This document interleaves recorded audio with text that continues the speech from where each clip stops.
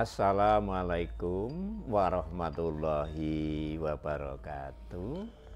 Waalaikumsalam warahmatullahi Kula wabarakatuh. nuwun sugeng dalu para sutresna budaya. Sugeng pinanggih malih kaliyan kula wonten ing Kiaran Arum Dalu. Setunggaling adicara ingkang uri-uri budaya Jawi mliginipun tembang-tembang macapat kagiaraken saben dinten Senen kawiwitan watawis tabuh 8 langkung 3 menit dumugi tabuh 10 dalu lumantar Radio Gemilang FM ingkang mapan wonten ing Dalan Pemuda Barat nomor 1 Pucung Rejo Munrilan. Dalu menika kok benten nggih mboten kados padatan karana padatan menika tetiga namung dalu menika kula namung kekalih kalian Bapak Haji Sugiono. Assalamualaikum, sugeng dalu Pak Haji. Inji waalaikumsalam warahmatullahi wabarakatuh. Mugi nggih jumbuh kalian kawontenan ing sakmenika wonten ing Jawi dipun paringi terang nggih. Pramila para kadang para sutresna budaya, para sutresna radio Gemilang tansah kasinungan napa nggih kabagas kewarasan manah ingkang longgar lajeng dipun enthengaken penggalipun kangge menapa kemawon ingkang tumuju marang kesaenan. Sugeng dalu lan sugeng midhangetaken siaran Arum Dalu lumantar 96,8 Gemilang FM LPPL. Para sutresna budaya mbok bilih wonten ing dalu menika panjenenganipun Bapak Sigit sawetawis nembe anu nggih kaparingan ganjaran ngaten nggih. Sawetawis radi meriang ngaten. Senajan kula piyambak nggih dereng besuk menika. Istilahipun dipun dadar penggalipun lumantar seliranipun dipun ganjar kirang sekeca pramila pangajap linangkung Bapak Sigit dalam aweng wekdal menika dipun sun tambahi kesabaran. Amin. Lan tansah manungkul mring Gusti Kang Maha Kawasa nggih. Para sutresna budaya saestu mugi-mugi dalu menika panjenengan nyawiji wonten ing Kiaran Arum Dalu. Dene ing wekdal dalu menika tesih badhe nglajengaken maos serat ulang reh yasan dalem Sri Susuhunan Pakubuwana ingkang kaping 50 mlebet wonten ing pupuh mijil. Namung saderengipun kula mlebet wonten ing serat ulang reh kados padatan kinarya murwakani menika Sekar Mijil rumiyin ingkang katur kalih padha dhateng panjenengan sedaya sugeng dalu sugeng nyawiji lan sugeng midhangetaken. Drenging nala nyuwun mring Yang Widi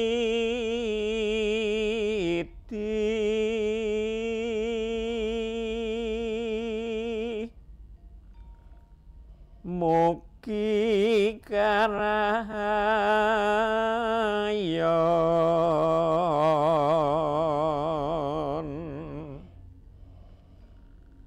amrih kasembatan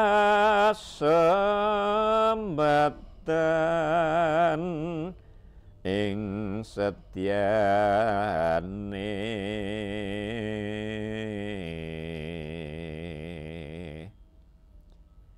nguri-uri kabudayan Jawi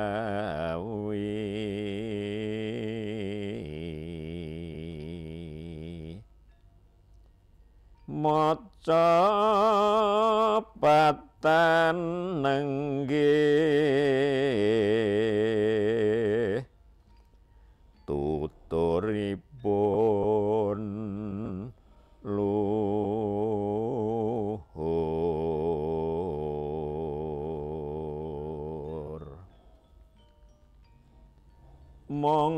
samya agung ing pamuji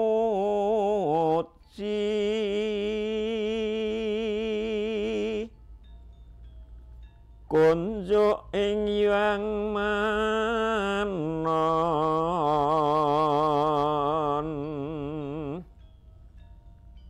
den reksa king jim setan godane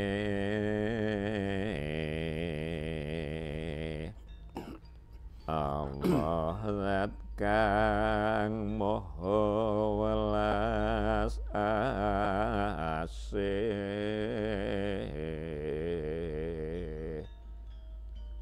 maca pat puniki bisa rahayu. Amin. Lho kasinggihan ji Bapak Haji pangajap menika maca pat minangka budaya Jawi tilaranipun para luhur menika senajan wonten ing wekdal sakmenika sampun kathah budaya-budaya ingkang langkung majeng pangajapipun maca pat menika tetep rahayu tetep lestari ngaten pangajapipun. Inggih menika maca pat menika astunipun kagem sedaya kemawon nggih. Nggih. Menika nek cara wonge umum niku perlu nggo renungan.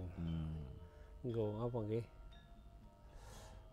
Ya ngrenungke awake dhewe iki uripe ning bebrayan aku iki apa wis bisa apa sing dikarepke sing dianggit ning Sekar Maca Pat. Karana mila Sekar Maca Pat menika ing pangangkah kejawi dipun mirengaken nggih skeca menika ora cakepan utawi isinipun menika ora ngemot setunggaling wewarah ngaten. Dados para kina, para sepuh rumiyin menika mbok pilih anggenipun paring warah dhateng para putra wayah utami dhateng bebrayan agung menika anggenipun paring warah menika mboten lajeng namung metok ngaten nggih. Dados ngendikanipun yang weto tetembangan menika metok ki ngiglo ngaten nggih. Ngiglo langkung cetha. Kala mangsanipun menawi zaman rumiyin menika kanthi saloka kanthi sanepa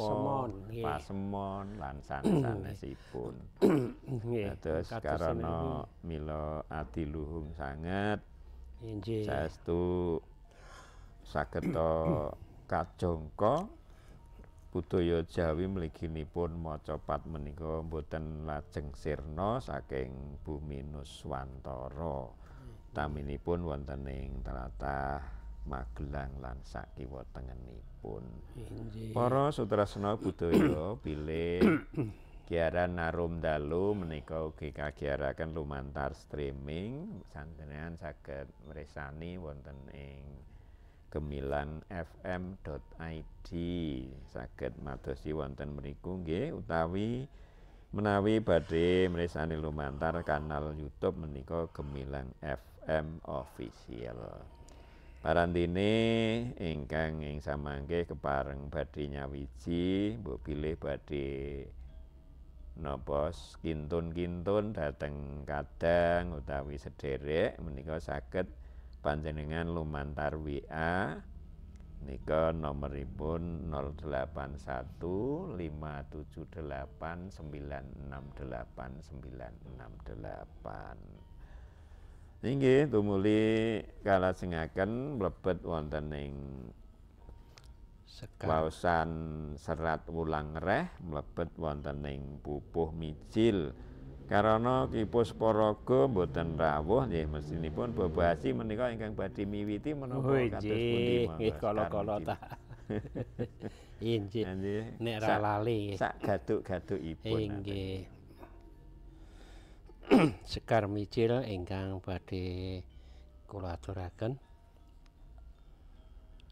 Pomo kaki padha dipun eling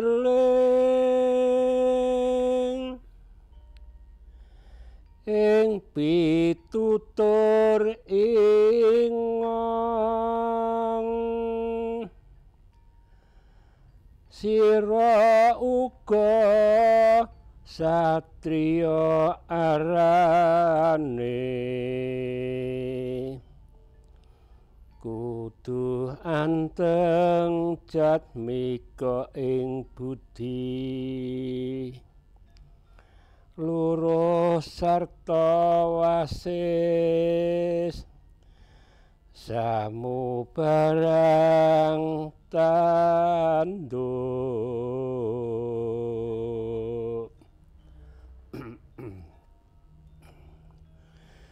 dipun netya prawira ing batin nanging aja katon ya apa sasana yen durung masane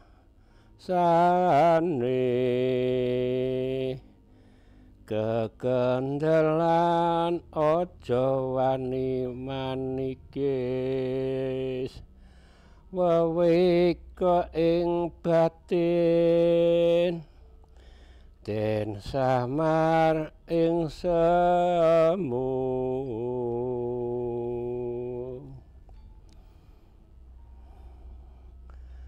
lan dimantep mring panggawe becik lawan wekas ingong aja kurang iya panrimane yen wis tinitah mring yang widi ing badan wah kok tadi kleru iki mleres kok ing badan punika wus panjenipun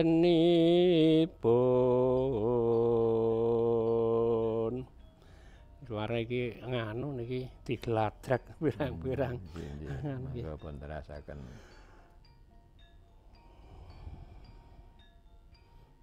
wah iki ora dawa banget iki ana wong narima iya ana wong narima iya titahing mapan dadi awon kok dadi nanggung banget tadi awon lan ana narima titahe wekasane iku dadi becik kawruhana ugi aja seling surup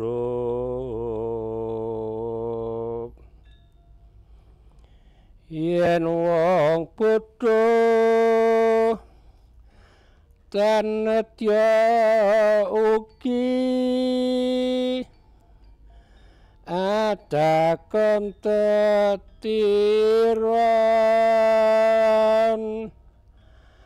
anarima titah ing bodhone iku wong narima ora becik dene ingkang becik wong narima iku pun pinten padha niki 6. Nembe sekedhik kok pun terasaken mawon. Waduh. Nggih, alon-alon wah karo ngeja niki. Karo ngapake le medhot-medhot niki. Kaya upamane wong ngabdi marang sing yang katong lawas-lawas katekan setyane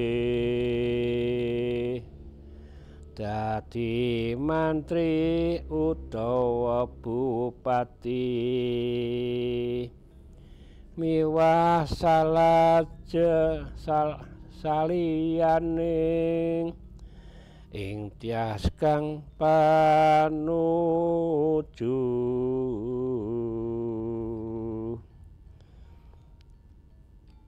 nuli nari motyas reng batin tan mangang ing katong rumangsa yen kanthi marai pematane iki nggih kani matane sing Gusti tumekeng nak rabi wong narima becik kang mangkono iku seratanipun mila sawetawis radyangi ladrak nggih rumasa yen kenikmatane menika kala wau monggo pun terasaken nanging ya wong saiki nanging arang ya wong saiki nanging arang iya wong saiki kang kaya mangkono kang wis kaprah iya salawase yen wis ana lungguh satitik apa nuli lali ing wiwitanipun nggih sawetawis sampun kathah nggih Bapak Cobi menawi kula menapa nggih kula rampahi malih kula waos ngaten mangke kersanipun anggenipun ngaturaken dudutanipun menika sawetawis ragi gampil nggih kula waos rumiyin nggih Bapak nggih pomo kaki padha dipun eling ing pitutur ringong sira uga satriya arane kudu anteng jatmika ing budi luruh sarta wasis samubarang tanduk menika padha sepisan salajengipun dipun nedya prawira ing batin nanging aja katon sasana yen durung masane kekendelan aja wani manikis weweka ing batin den samar ing semu menika kok menapa nggih tembung-tembungipun menika radi angel-angel menika nggih jaman rumiyin menawi kados sak kula menika nggih gagap-gagap saestu kathah ingkang boten mangertos sami menika lan dimantep mring panggawe becik lawan wekas ingong menika wekasku ngaten nggih Mbok Bilih nggih aja kurang iya panrimane. Terus kathah anggenipun trima yen wis tinitah marang Hyang Widi ing badan punika wus pepancenipun. Nah, dadi wis takdire dewi-dewi, wis pancen jatahe dewi-dewi. Ana wong narima ya titahing mapan dadi awon. Lan ana wong narima titahe wekasane iku dadi becik. Kawruhana ugi aja seling surup. Seling surup menika salah paham utawi klentu panampi ngaten nggih. Nggih, kleru panampa. Yen wong bodho tanedya ugi atakon tetiron. Dene wong bodho ki apike ya takon. Anarima titah ing budune. Dadi nrimo bodho ya nrimo, jane ya ora kena nrimo nek bodho niku ya kudune mbudidaya ben pinter nggih. Iku wong narima ora becik. Lah niki sampun dipun cerangaken menika. Dadi nrimane wong bodho terus mung nrimo bodho ora apa-apa menika ora becik. Dadi nrimo ning ora becik niku. Dene ingkang becik wong narima iku ya kudu mbudidaya. Kaya upamane wong angabdi marang sing sangkatong. Lawas-lawas ketekan sediane dadi mantri utawa bupati. Nah, menika gegayuhan menika dadi ora mung kena nrimo nek wong ki ya budidaya saka bodho ben pinter, nek wis pinter saya munggah derajate. Ngaten ta menika Pak Haji nggih. Lajeng dipun terasaken miwah saliyane ing tias kang pinuju nuli narima tiasireng batin tan mengeng ing katong rumasa ing kanikmatane sing Gusti tumekeng nak rabi. Wong narima becik kang mangkono iku nanging arang iya wong saiki kang kaya mangkono. Nah, menika saiki arang-arang sing wong iso nrimo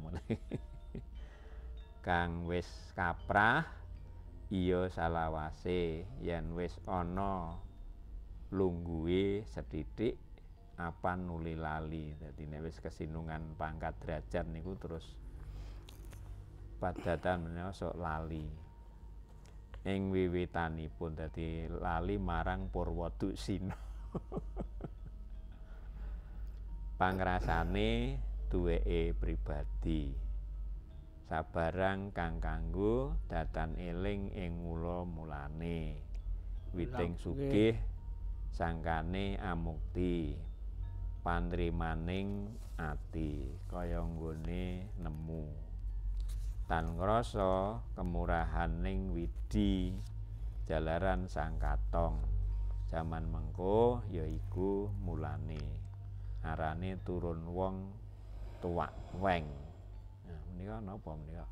Karti tiase tan syariah kesusu ing angkuh. Nah, menika mbok bilih ora ketung sekedhik Pak Haji ngaturaken ingkang dipun kersakaken. Nggih menika saestunipun leres cara garis ageng nggih mawon. Nggih menika pangantikanipun sinten iki? Sri Susuhunan Pakubuwana kaping sekawan menika estunipun ing sekawit paring pangantikan dumateng putra dalasan wayahipun. Kanthi menika sae sanget tuturipun menika kacetha wonten ing mriki wonten ing pupuh mijil menika aja lali sira tansah iling marang pitutur ingong marang kandhaku utawa welingku marang sira kabeh senajan to sira iku isih muda satriya sak upamane kudu duweni watak kang meneng. ing mriki ingkang dipun kajengaken meneng niku mboten meneng niku mboten nggih.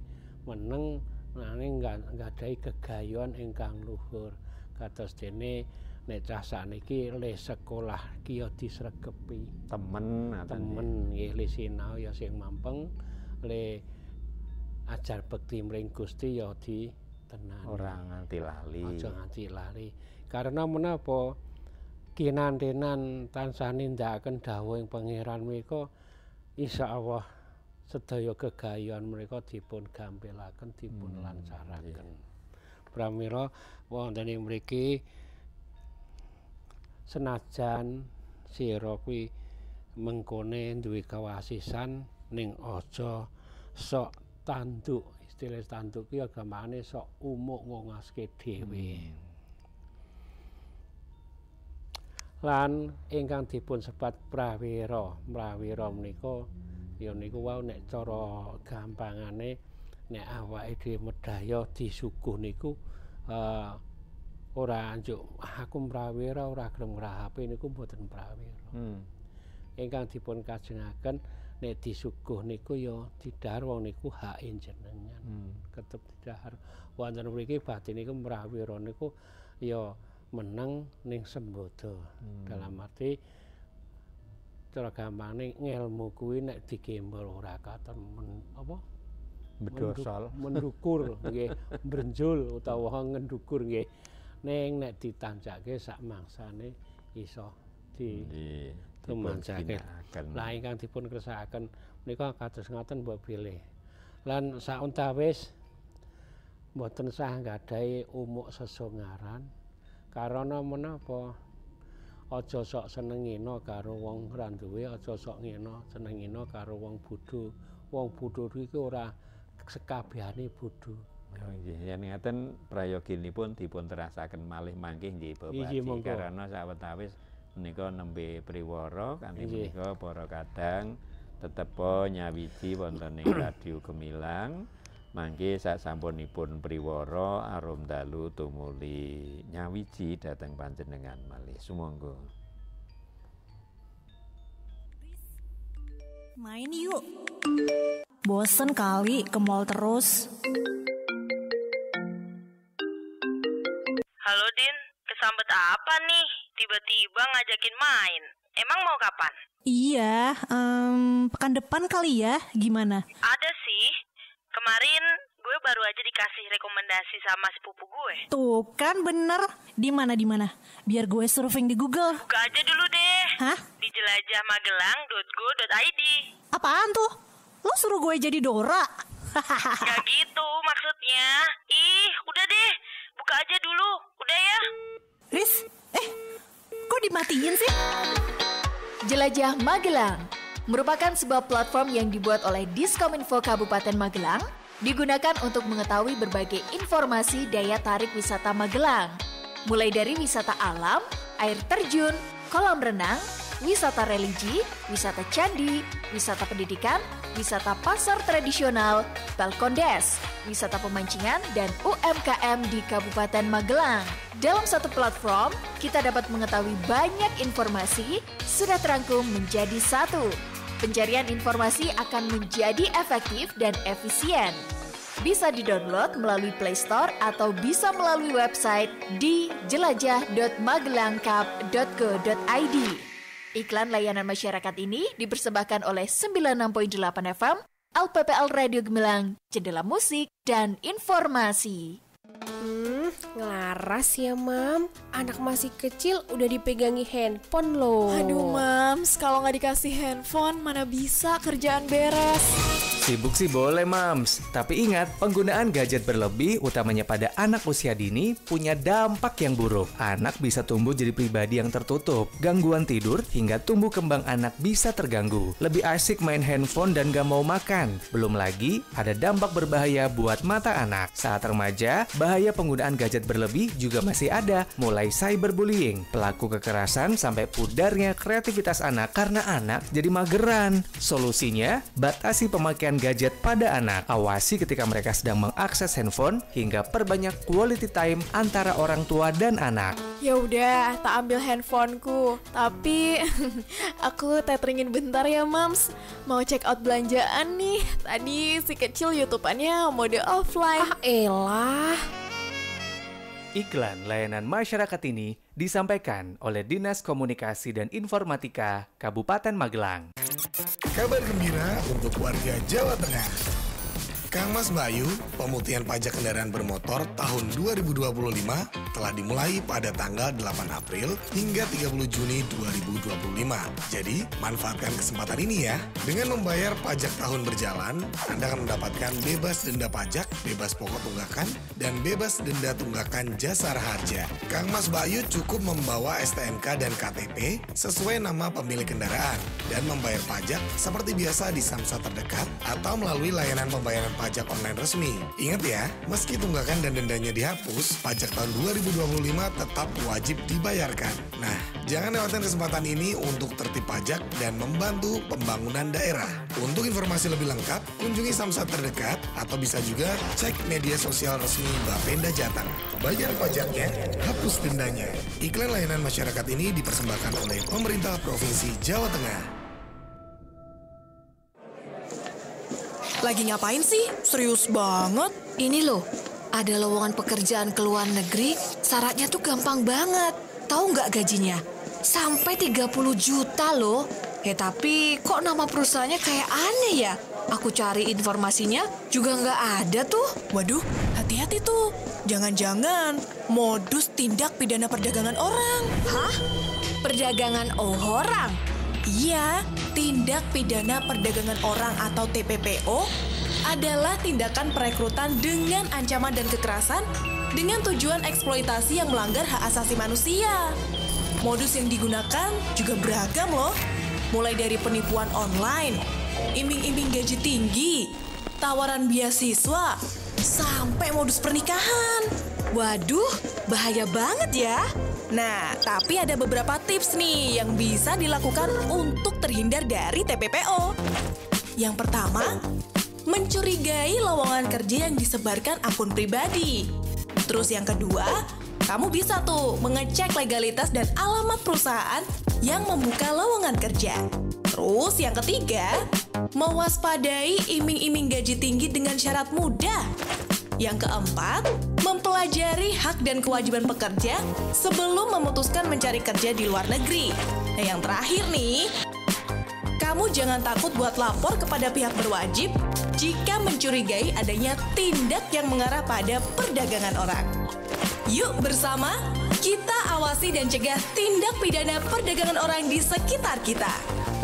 Pesan ini disampaikan oleh pemerintah Provinsi Jawa Tengah.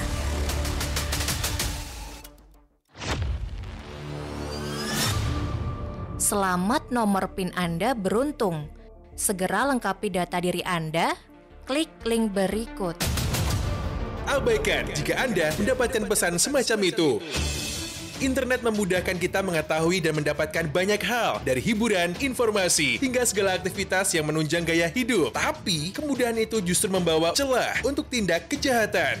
Untuk menjaga data pribadi agar aman, hindari tautan atau situs yang mencurigakan. Cek kredibilitas website. Jangan membagikan foto KTP Anda ke pihak yang tidak bertanggung jawab. Hindari mengumbar data pribadi Anda ke media sosial. Biasakan untuk membaca syarat dan ketentuan dari setiap aplikasi yang digunakan. Serta buat password yang kuat dan unik.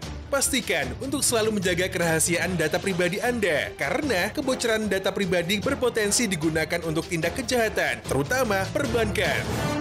Cermat, kritis, dan lindungi data pribadi Anda. Iklan layanan masyarakat ini dipersembahkan oleh Dinas Komunikasi dan Informatika Kabupaten Magelang.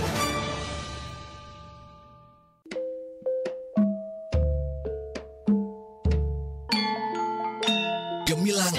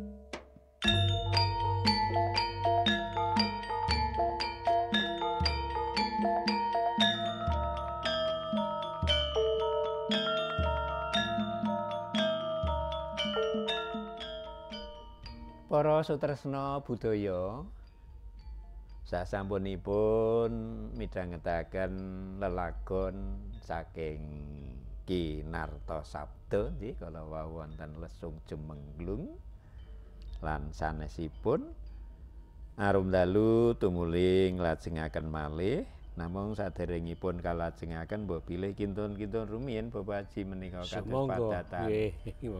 Utaminipun kadang kula wonten ing sedayu menika ingkang tansah kula senggol menika karana piyambakipun ya saben-saben mesti jingleng. Dipun tenggo nggih sugeng dalu Mas Farodin monggo nyerat ingkang kakintunaken dhateng kanca-kanca sanesipun. Mugi-mugi dalu menika tansah kaparingan kabagaswarasan lan nyawiji wonten ing giaran arum dalu.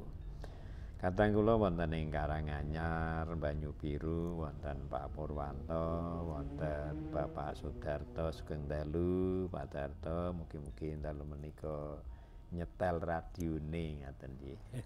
Wonten ing Soko menika wonten kadang-kadang ugi wonten ing Bapak Triyono menika nggih. Bapak Triyono Sewukan. Sewukan lajeng Mas Martono wonten ing Grogolan Dukun menawi Mas Maryono menika wonten ing Karanganyar. Menika juragane kayu. Menawi Maryono menika kok kata-katanipun juragan nggih. Kula iki ana sing asmane Maryono ya juragan. Juragan napa mawon. Nggih. Niku nganu kok nggih. Istilah iki kok kaya napa nggih. Dadi nggih sampun mila peparingipun ngaten menika. Bilih Bapak Haji ingkang padatan dipun senggol menika kadang-kadang wonten ing Klodran monggo dipun senggol rumiyin. Wah kula ora apal nek sing Klodran nggih. Pak Sigit biasane. Kagem sesepuh kula wonten ing Kauman Mlondo Bapak Sudaryono nggih. Sak putra sak wayah nggih. Lan ugi Mas Darmanto Wibisono nggih. Ugi kepareng nindakaken pakaryan kanthi sukarenaning penjalih urip sedaya pakaryan saged tumata datan tumbangsa. Lajeng burane wonten ing Bakelan lan Mbah Kamto wonten ing Karanggading, bakule bakmi Pakna wonten ing Karangkidul nggih. Lan ugi Mas Parwadi wonten ing Patran. Ugi Pak Sugeng wonten ing Suruhan lan Mbah Ramejo wonten ing pundi? Nglarep. Ugi kadang-kadang kula peni raras condong raos nggih. Wonten ing Giri Tengah linangkung Raka Mas Basori lan ugi kadang-kadang kula wonten ing Sambeng nggih. Boten kula pici-pici sedaya kula suwun midhangetaken macapat lumantar Gemilang FM linangkung pepundhen kula Simbah Yoga Atmaja lan Bapak Supari. Lajeng Mbah Tik wonten ing Soko Pak Tik Kakung Putri nggih. Kakung Putri wonten ing Mingking wingi wonten nganu wonten pengaosan rame estu nika. Nggih. Karena napa ingkang ngaos menika putra mantunipun Bapak Usman Ridho saking Temanggung. Nggih. Sinten? Dereng mangertos. Mumpuni. Oh, mumpuni. Nggih. Lajeng wonten ing Kedunggayang Mbak Rismi lan Pak Nur Sahid ugi Mas Priyo lan Mas Heru. Wonten ing Slokopan Mbak Toya Mas Tova. Lajeng Bapak Sarono Bapak Haji Prayitno Gejagan lan ugi Bapak Taryono wonten ing Karaharjan Gunung Pring. Sedaya mawon sugeng midhangetaken macapat lumantar Radio Gemilang FM. pun terasaken nggih Bapak Haji nggih. Nggih monggo. Inggih wonten ing mriki menika ingkang dipun ngendikaken menika senajan sira bodho ning sira aja sungkan tanyo. Tanyo niku nyuwun prisa utawa ora ngerti takon. Wong ben ngerti ku ya takon ora mung meneng wae. Ndak mangku kebangetan le dunekke bodho. Lajeng wonten ing mriki menika dipun suwun aja cilik atine sing semangat nepusi jangkane ngaurip. Kados dene wonten ing mriki uga dipun ngendikaken nek wong bodho ora gelem takon ki ya mengko ora ngerti lajeng iso dibodhoni karo wong liya. Lan wonten ing mriki menika panjenenganipun ngendikaken upama sira kuwi makarya nek diparingi kelungguhan karo pandhuwure aja umuk. Tetep dadi manungsa sing kaya biasane, tetep srawung sing becik, aja dumeh aku wis duwe pangkat kedudukan niku mboten sae. Kedahipun ya aku mbiyen saka cilik saiki dadi kangane ya merga saka cilik dhisik. Ora ujuk-ujuk mriki dipun tingkasaken aja lali marang mula bukane. Nah, niku aja lali marang bukane. Aja dumeh wis njuk sesongaran. Mangko nek sesongaran tundone ya ora becik. Namung kathah-kathahipun menika cok ngaten menika Bapak Haji. Dadi wong ki anggere wis kasinungan derajat keturutan mungkin kalungguhane dhuwur, wis kasinungan bondo donya sing akeh marang Purwa Madyan Purwa Cok Sinane dadi karo kancane sing maune kanca akrab kuwi nek kancane dianggep wong sing ora sak levele terus ngedoh-ngedoh ngaten watak-watak ingkang ngaten menika mboten dipun prayogikaken menika pangendikipun Sri Susunan menika mboten sae menawa pengendikanipun wanti-wanter kalian putra wayahipun aja sira sok seneng ngene iki saestunipun wewarah-wewarahipun ingkang kaemot wonten ing tembang-tembang macapat menika saestu menapa nggih setunggaling perkawis ingkang menika setunggaling pakaryan saben dinten. Dadi ketingalipun menika ya ming sepele-sepele ngaten. Nanging aja disepelekke nggih. Pramila wonten ing mriki nek dicandhi tenan nggih. Tiyang ingkang nusewu nggih sing ahli budaya, sing wis menawa ing budayane iki biasane sok ora seneng umuk, ora sesongaran. Karena wis napa nggih mangertos apa to isine budaya linangkung budaya macapat sing kebak pitutur luhur nggih. Jangkep malih menawi tiyang muslim dipun genepi, dipun kandhani kanthi pangertosan utawi hukum-hukumipun agami menika langkung jos malih langkung napa sae nggih mboten jos nek jos ki basane cah enom iki. Ingkang dipun kawadharaken nek wis duwe kesinungan derajat pangkat yo lali marang Purwa Sina kadang-kadang kladu ing tembung utawi kladu ing tumindak menika sok nyepelekke ugi saged nyepelekke dumateng tiyang sepuh. Contone nek sakniki akeh bapak rusi mbok ki jadul. Gitu. Anane wong jadul ya anane sampean kuwi nek diwalik kan. Nggih, nggih. Pramila wonten ing mriki dipun weling kanthi estu aja nganti sira ki lali marang Purwa Sinane. Biyen aku ki wong bodho iso pinter merga nek sregep takon karo wong sing ngerti. Ning nek wis ngerti ya aja sok minteri liyane. Niku prayoginipun awake dhewe meneng ning nek dijaluki ngerti utawa ditakoni dijawab kanthi sik bener aja njuk senengane dienggok-enggokke gawe bingunge sing takon. Wis wong bodho takon malah diubeng inger lan niku mangke ndak ora becik. Ndak kedadiane kadang-kadang menungso niku sok ming ditakoni ngono kuwi jual mahal. Pramila wanter dawuh. Ngaten menika sok wonten nggih. Kathah nggih. Nggih. Kathah. Padahal mereka mula bukane riyen niku ya wis kok ngono ning kok lan niku watake manungsa niku nek sing ora ngerti, sing ora sok seneng sinau apa meneh niki babagan maca niku nek dijrimeti tenan ya tulodo nggih. Pitutur. Aming awake dhewe iki gelem gunakake apa ora.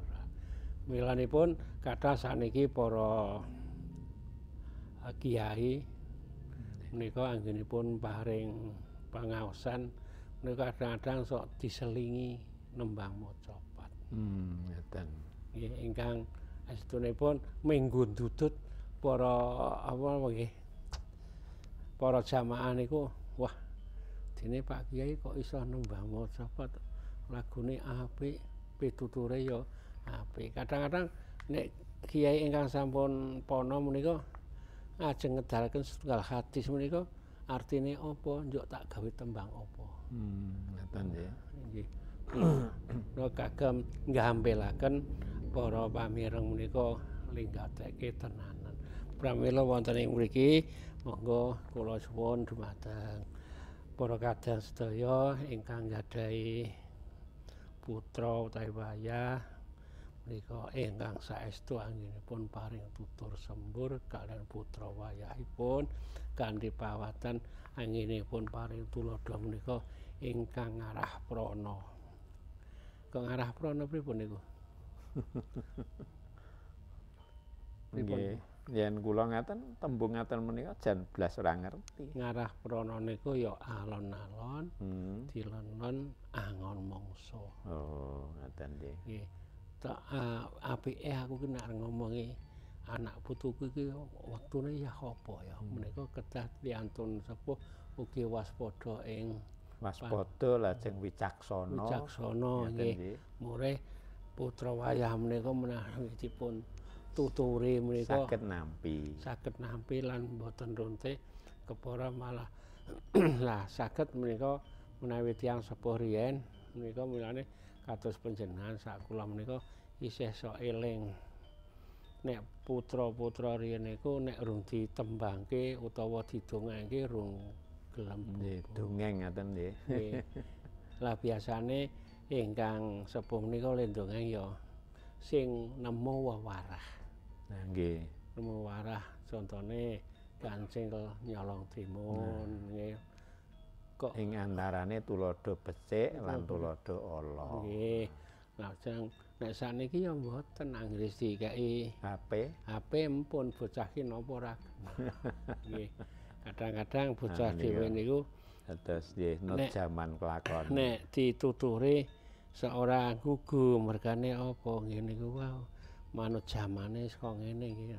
Mulane kados kula panjenengan pas jumiran menika ya kedah waspada ing paningal waspada. Namung saestunipun senajan menika sampun jaman nggih mila lajeng wonten tembung sak bejo-bejone wong kang lali isih bejo wong sang eling lan waspada. Lah menika estunipun maknanipun utawi tegesipun nggih ngoten menika. Awake dhewe isih bejo isih kelingan. Mulane kadang-kadang kampane iki semangsane ibadah, iki semangsane maem, iki semangsane napa. Kan niku jenengane eling aja ngasih ketungkul. Ngeten nggih. Katungkul ing kasukan.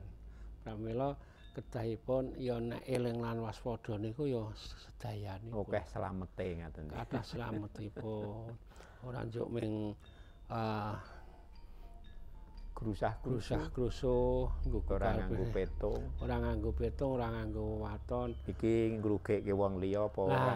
Ingkang cetha menika menawi sak menika kadang-kadang sok tanpa dipun penggalih rumiyin. Para tetiyang menika menawi badhe paring pangandikan menika ora di petani dhisik napa ora dijrim napa nggih ora dipun saring-saring kados dene tembang ingkang wingi menika nggih pocong menika kan istilah gonyak-ganyuk nang ngarepe wong akeh. Leling semi tundhunipun. Nggih. Kadang-kadang samene kathah tetiyang menika ya nek tembung iki ora ana getun kok tiba ngarepi ora ana nggih. Nek getun mesti tiba mburi. Ya ngeten pun terasaken nggih Pak Haji nggih. Nggih monggo gentosan. Sameneika padha candhaipun nggih ingkang arang menika, arang nedya nggih. Kok arang nedya ingkang putih. Nggih. Wau kula nembe dugi wiwitipun sampun kok menika. Nun. Arang nedya males siing Gusti. Nggih monggo. Arang nedya males siing Gusti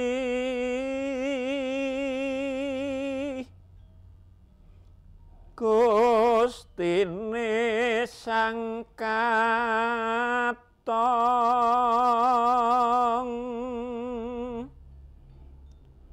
lan iya ing kabeh batine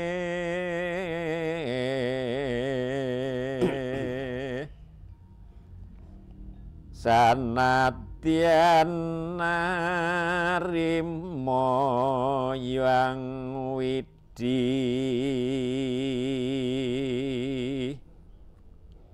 iku wong tanawruhing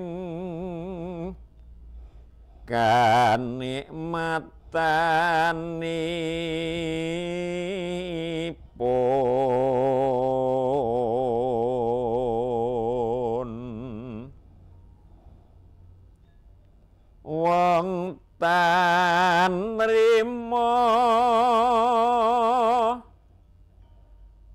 apan dadi becik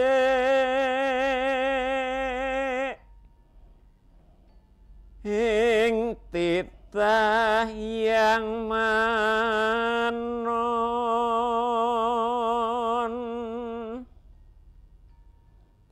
iku uga iya rerupane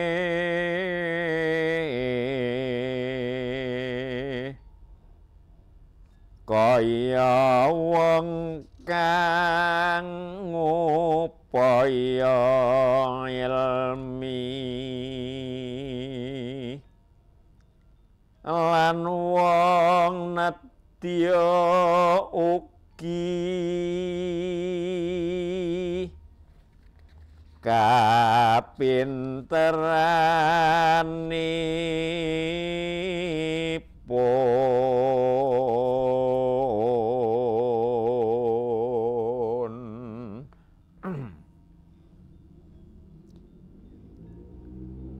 iya pangawruh kang den senengi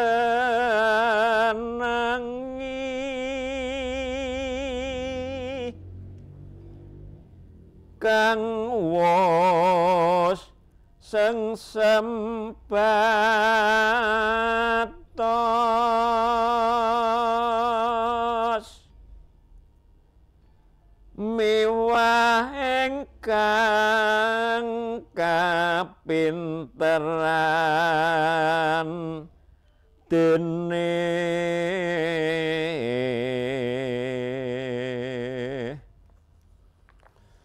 ing samubarang karyata wasis nora kanggo latih kabeh wus kawengku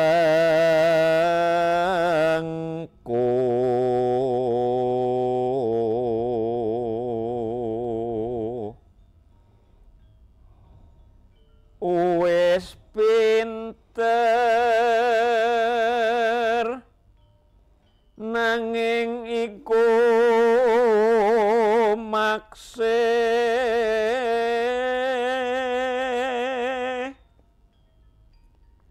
nggonira ngupados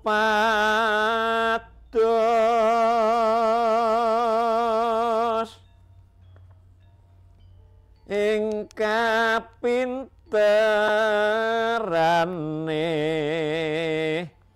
ing undhake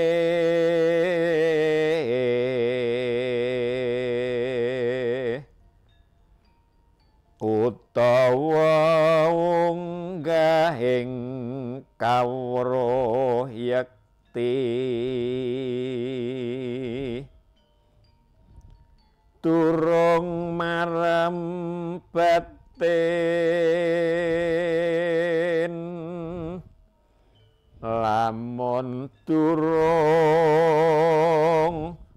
tutup.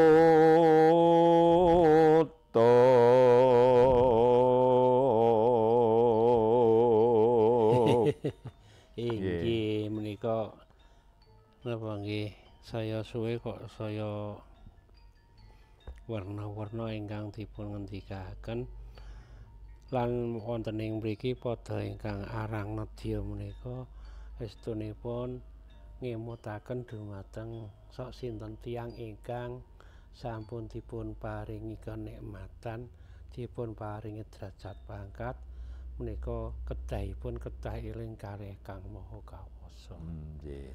Aja sedaya wau inggih namung merginipun Kang Maha Kuwasa lantaran Yahyah Wibi.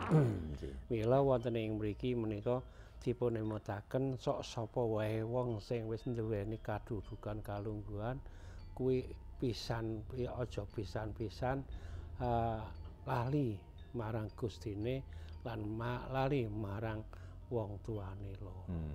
Nggih karana menapa rizaning Allah sakugi saking rizaning ibu lan bapa.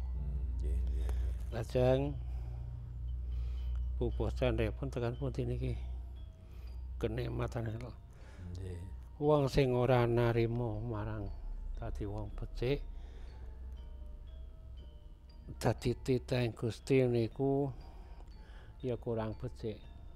Liripun wis diwehi kenikmatan kok isih ora duweni rasa syukur ning malah napa kufur.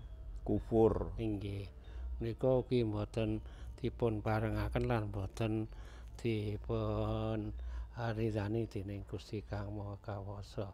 Wonten ing mriki ugi sedaya kepinteran menika.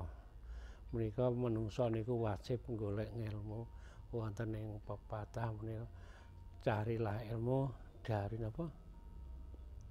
Sampai wiwit kedaratan Cina. Nah, nggih. Utlubul ilma minal mahdi ilal hadi golek ilmu saka istilah bobongan tekan sesuk akhiring jaman. Lajeng menika kewajiban nggih. Kewajiban. Wonten ing mriki tiyang menika dipun wajibaken kados ngilmu, kados ananging ngilmu ingkang kados pundi. Ingkang dipun wajibaken ngilmu ingkang sae, ingkang tumuju marang kebecikan kados dene ilmu nek cara ngilmu sing ilmu umum sing kena nggo makarya, nggo golek rezeki, nggo sangu urip. Nggih mila leres sanget Baji, nek ilmu niku pancen kudu digoleki karena menapa sedaya perkawis, sedaya pakaryan langkung-langkung menika menawi boten dipun landhesi kanthi ilmu ingkang cekap nggih tundhonipun kedadosanipun nggih boten saged sae. Nggih kadhekono wau istilah dikeki kenikmatan karo Sing Maha Kuwasa ning ora genten syukur karo. Mongko saestunipun sedaya mawon niku tetep betahaken wonten ngelmunipun. Nggih. Upaminipun namung tiyang ingkang badhe siram nggih mawon menak wonten ngelmunipun. Wonten sedaya wau kabeh tumindake kedah mawi ngilmu. Nggih. Nek ora nganggo ilmu mestine ya sasar karo susur nggih lah. Langkung-langkung kok lajeng namung angon-rungon gon tuhun ming tiru-tiru menika kala mangsanipun niku badhe cacanipun boten ingkang leres kirang menika. prayogi ingkang dadosaken kirang prayogi. Pisan malih monggo putra wayah lan awakipun piyambak ingkang sasih dipun paringi gesang menika awake wajib golek kepinteran, golek ilmu nanging manut umur nggih. Nuwun sewu nek kaya kula kalih panjenengan nek golek ilmu pengetahuan umum ya wis ora apa? Wis ora wektune. Wis ora wektune nggih. Sakniki ngilmune apane ngilmu sanguning sanguning sedo. Nah, nggih kampiripun ngoten nggih. Nek kados menika sah pangandali wara menika isih golek ilmu rong perkara menika, ilmu donya karo ilmu akhirat. Ngaten. Ben napa nggih cara gampane awake dhewe iki arep ibadah nek wetenge iki swareg ning ibadah mestine iso jenjem iso jejeg iso dedeg jejeg nggih. Nek padaranipun mereka luwih agek gampangane arep ngadeg ra iso kok arep ibadah lah. Mula sing bagus menika nggo golek apa nggih golek bondo nggo sangu urip ning nggo sangu ibadah. Wah, manipun kok wekdalipun sampun. Lah nggih. Ngansek Baji para sutresna. Saestunipun mila remen sanget nggih ngoncek-onceki. Nggih. Tembung-tembung ingkang kaserat wonten ing Sekar Micil kala wau namung nyemanipun mila wekdalipun sampun dumugi titi wancinipun kula ingkang ngayahi karya menika pepengkeran kalian panjenengan sedaya. Saestu saderengipun mengker menika mbok bilih tasih wonten bab-bab ingkang kirang leres awit saking jubluking kula kekalih.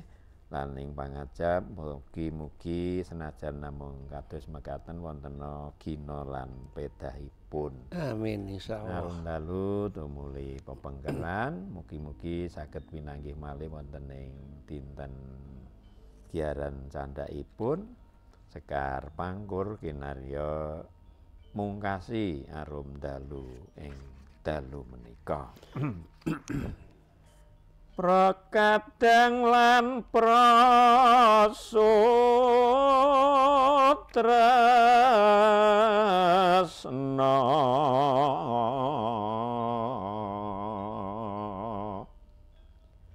winatesing wekdal maca pat nanggih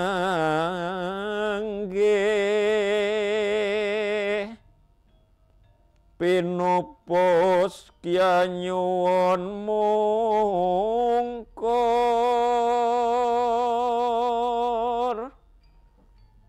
nglanggana gunging lepat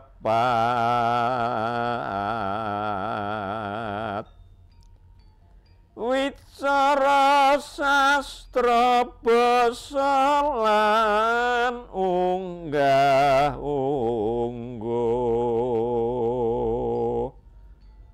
nyuwun gunging pangaksama